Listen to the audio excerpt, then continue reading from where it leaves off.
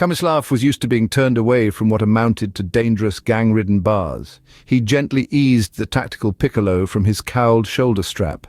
Upon it he played a soothing and poignant melody that compelled the two highly paid foreign security personnel to pine for their distant homeland, as well as feeling bereft with all elements of their current circumstance, to the point where they had no will to stop Khamislav and his guitar rifle as he forced his way between them and up the reinforced, harshly hewn diacrete staircase that turned at 90 degrees every few upward paces.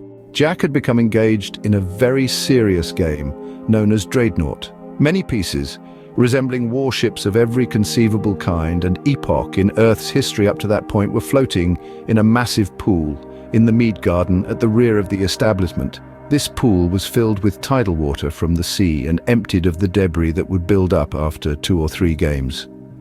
Locals would construct these models and arm them with miniature weapons that only had the tiniest payloads or laser outputs. Jaqk had challenged the bartender to a game where the stakes were the devil if the bartender won, and the bar if Jaqk won. The gruff, equivalently old veteran of the drug-smuggling, grunge, occultist and drug scene was just as nasty, addicted and similarly conscienceless.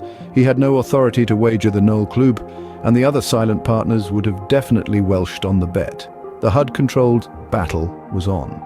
Jaqk was grateful that this was one of very few places he had found in the entire time he had been traveling after the war, that he could smoke and drink and gamble whilst retaining his weapons and armor to ensure fair play. The game had been going on for so long that Jaqk felt like he could use another half-decent cone. It seemed like days had passed. "I'll be back, smoko," said Jaqk, as if no one would challenge his words. "I wouldn't," sneered his opponent from the other side of the battle pool. "For fuck's sake, mate, this game takes for fucking ever!"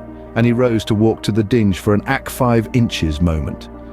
The instant he arose, all of his remaining fleet of modern model warships in the game self-scuttled. "Them's the rules, matey."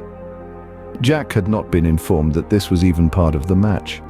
As he drew his left pistol, so many other concurrences were part of the action that it seemed almost like a contrivance co-synchronously, but in an obtuse form of 72 hours of intense interaction, not only through those impulses normally undertaken or enacted within the individual entities under the line of temporal disturbance, but the less than equilateral occurrence, at least in their minds, of an incomprehensible amount of things that did not or could not possibly have happened. Could they?